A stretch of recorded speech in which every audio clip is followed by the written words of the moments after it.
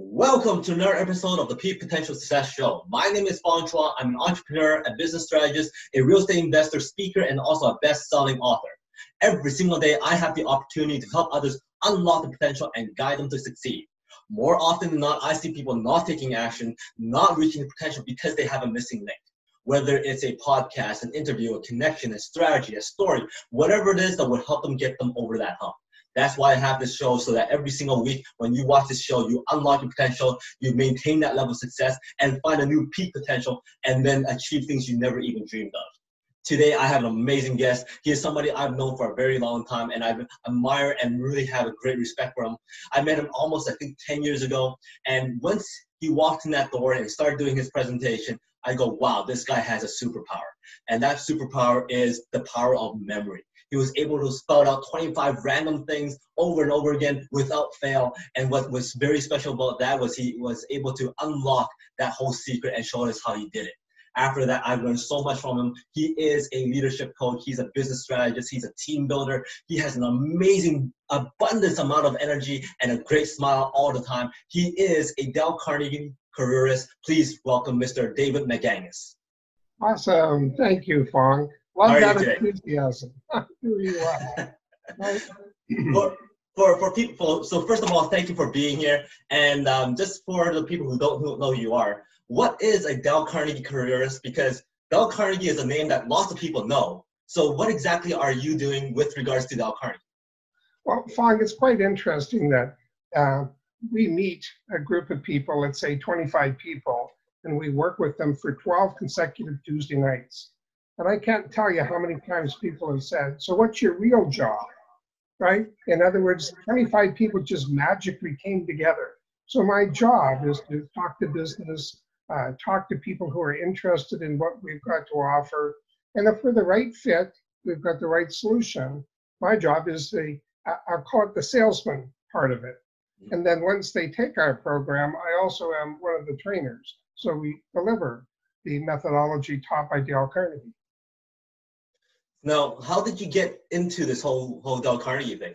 Did you start off being a great salesperson, or did you start off being an amazing speaker and then go, you know what, I got to start teaching this stuff. I got to start sharing all this information. Great question, Fong. Do you remember the first time you met me and you said I remembered 25 items and wow, how that ignited you? Well, that was my first experience in Adele Carnegie as well. I had walked into a room, I heard of the name Adele Carnegie, I wasn't sure what it was connected to, and I watched a fellow at that time by the name of John Fisher, and he taught me how to do that memory demonstration. Well, the moment that happened, I said to myself, there's something here, there's something powerful about, right, what this fellow was teaching. So then I got involved in Adele Carnegie by taking the program, becoming a group leader, which is the second stage, and then finally becoming a trainer. And about 2 years after that, I quit my current job at that time, which was with Caterpillar, and moved over to Adele Carnegie to sell the program and to become a trainer and deliver the course through Northern Alberta. So it's just one thing after another has morphed to here now, 40 years later. We have our family has the franchise for Northern Alberta, Northern Saskatchewan, and we've just recently purchased the British Columbia franchise. So more Adele Carnegie. It's great. It's great. Well, congratulations on that. And I look forward to many, many more great things from you, because you shared so much about your stories and your learnings from Adele Carnegie. And for somebody who's gone through a program like yourself, and then love it so much to join the program, go through the training program, and then now own franchises of it. That speaks volumes about the value of what Adele Carnegie provides to their clients and their members. It's absolutely amazing. I had the opportunity of being through that program, and I thought it was just a great time, and also the opportunity to coach with you, which was a lot of fun as well. So thank you for that. Now, when you're teaching Adele Carnegie, relationships is a really, really important thing. You talk about human relations, you talk about building strong strategic relationships. What would you say is let's say the 3 most important steps of building great relationships? Fong, I think step number 1, you have to become genuinely interested in the other person. It's one of Mr. Carnegie's principles, but without that, You never get to know the person. And everybody out there, trust me, I've had thousands of people come through our program. Everybody out there has a story. So become genuinely interested. Once you've determined who that person is, where they are in life, what they require to move forward, then you talk in terms of their interests. It's really quite interesting how people see you as an effective communicator.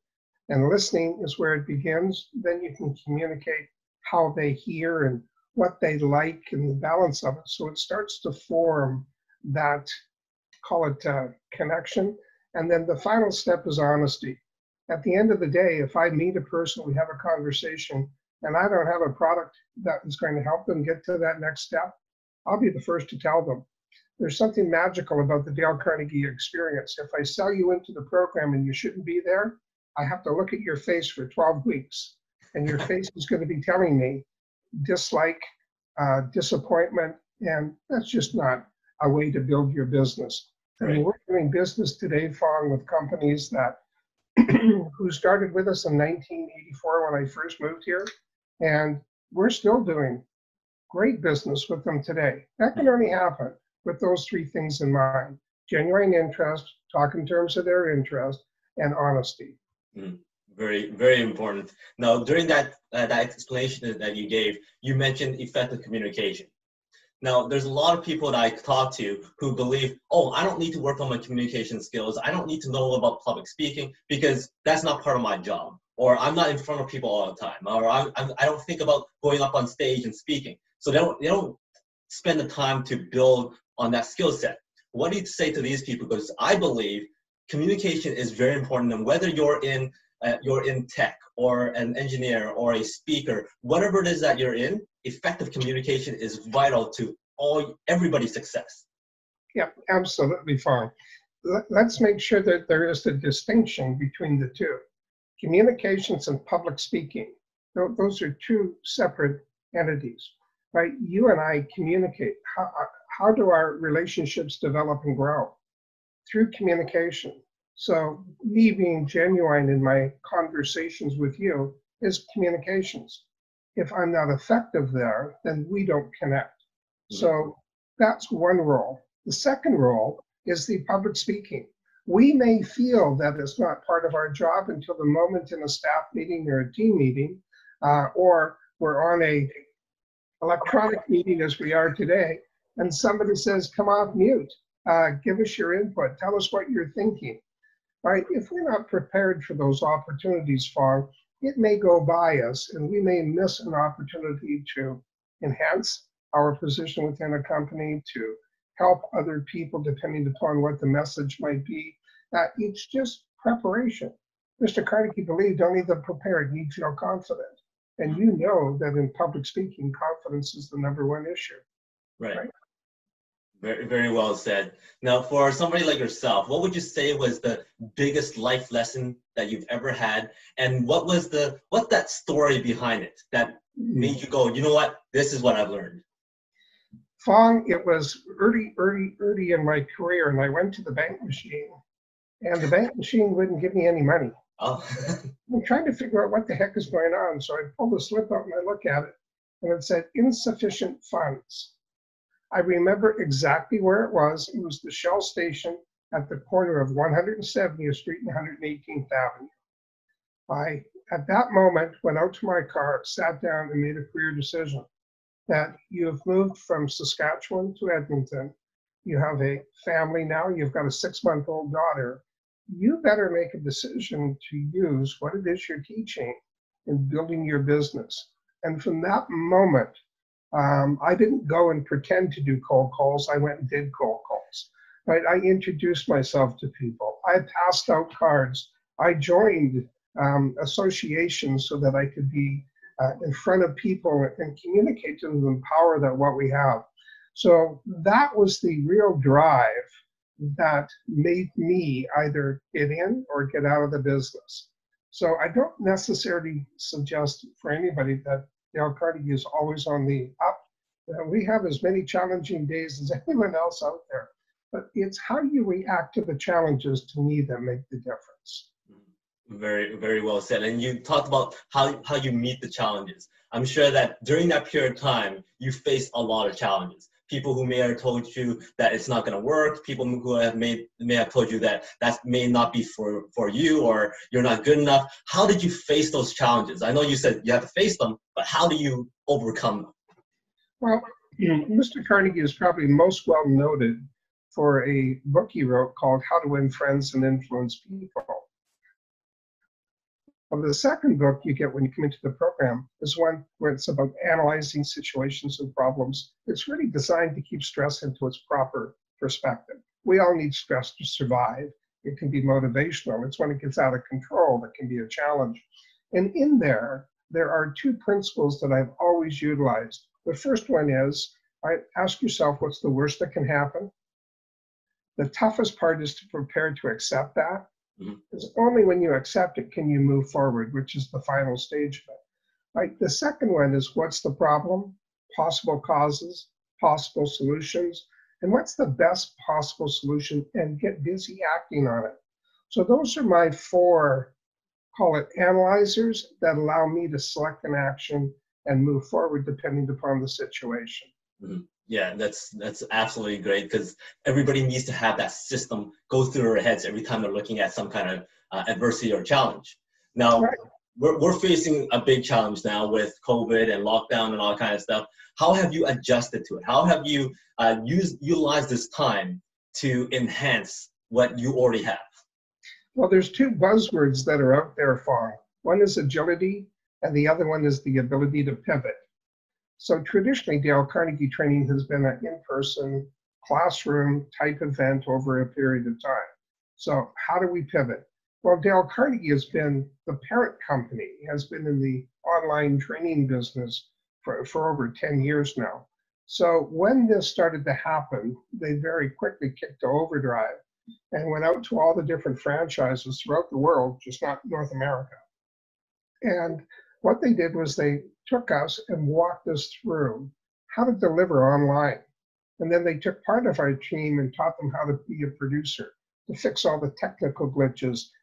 As you probably experienced with Zoom, there are certain times where things just fall apart, they don't work, right? Well, if you got a producer, they can fix things and keep things on track. So the ability to pivot, to be agile in this mode and move the room from in person to online has been just a lifesaver for the Carnegie, call it franchise world. Now, when it comes to coaching, I know you've coached a lot of individuals and you've helped them throughout their process. How important is coaching to yourself, and how has that affected your life? Well, coaching, Fong, is all of us need mentors. All of us need somebody to show us that we've got the capacity for more. And not only that, here's some tools in order to accomplish that. So first off, I think you have to create the right environment. And that environment has to revolve around a degree of safety. If we're coaching people, usually it's because it's something new or we're asking people to change and do something different. That's outside the comfort zone for most people. So if they know the environment is safe and if they try it and it doesn't work, they're not going to be embarrassed, they're not going to be critiqued, they're not going to be beat up on, that they're actually going to get some support and some reinforcement. To me, that's what coaching is about.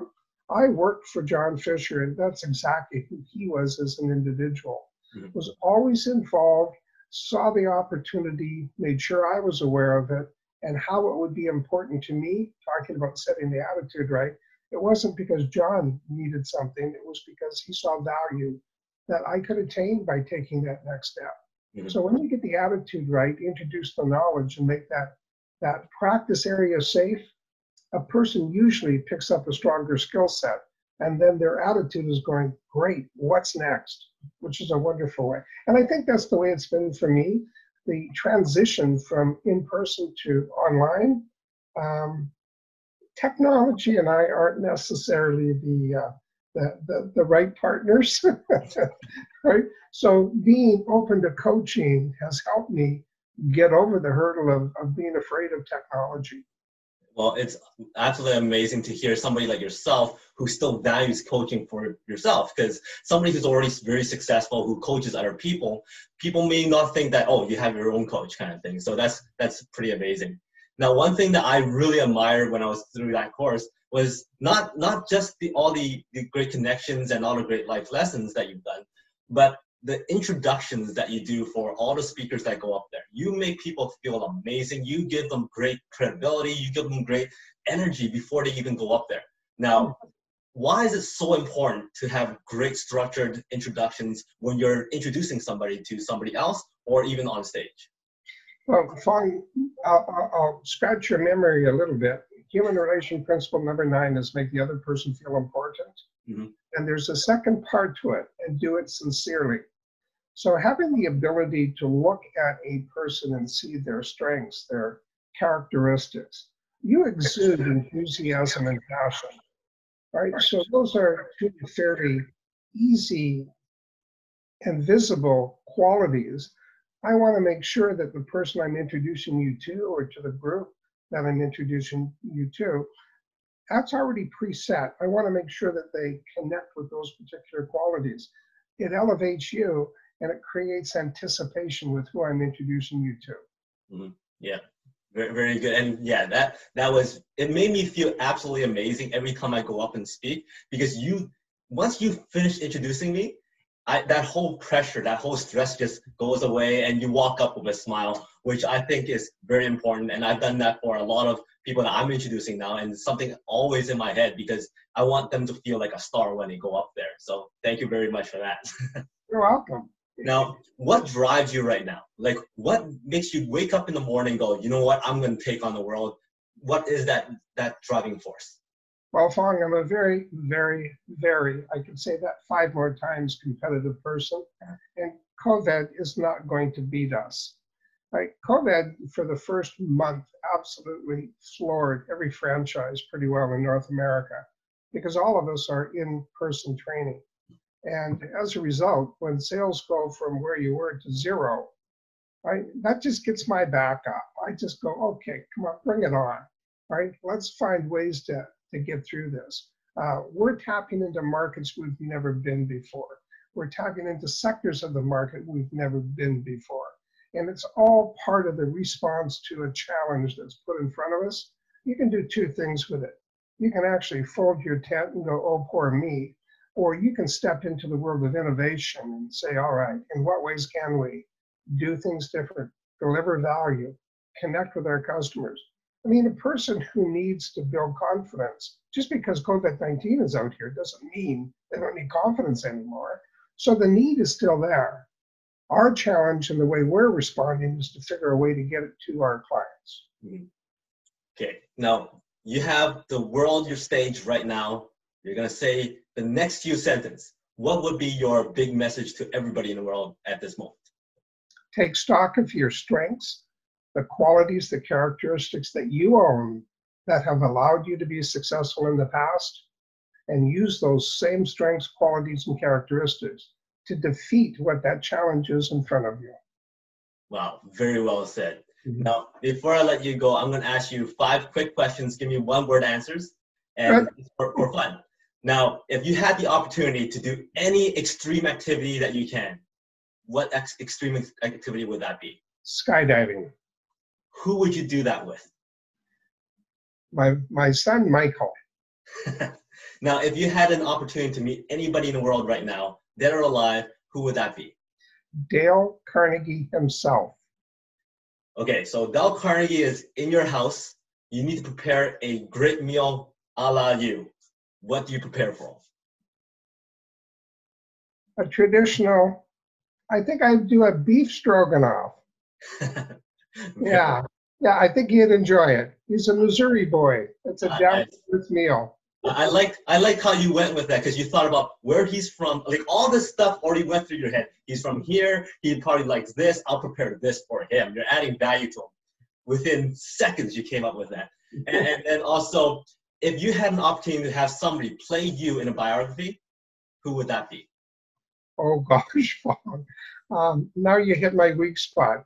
I'm not sure who actors or actresses are, But let me see. I've always been a fan of Gene Hackman. Very well. Good choice.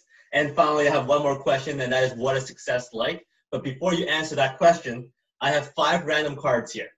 Give me a number between 1 to 5. 4. 1, 2, 3, 4. So how is success like a full moon? Success is a full moon is at the end of the day when you sit down and reflect how your day has gone, and you see the challenges, you see the successes, and you see the opportunities for growth. And I think there's one more, and you also have the dream in there. So you've got 4 quarters, right? You've got 4 portions to the moon, and every one of the portions are filled. Wow, no hesitation, goes right to it. Very well answered. Thank you very much. Now, I know we're almost out of time here, but is there any way you can give us a quick little preview as to what is that secret to have great memory? Yeah, well, I'll take you right out of the Adele Carnegie course. When it comes to communications, Mr. Carnegie said, use the magic formula. It is really evidence or an example. Tell folks what you need them to do or what your message is.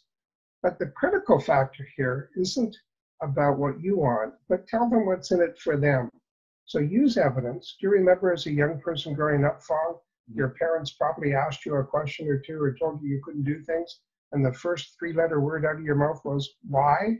Yeah. Well, the evidence answers why. Therefore, the action is so clear and so concise. And if the person wants the benefit, without hesitation, they just go out and do it. Awesome. Thank you very much for your time and your stories. Much appreciated. Again, this is Mr. Dave MacANGUS. Thank you very much. It's been a pleasure having you on the show.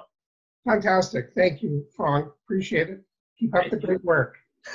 And for everybody else, this is the Peak Potential Success Show. My name is Fong, and until next time, today is the day to unlock your peak potential. I'll see you next time.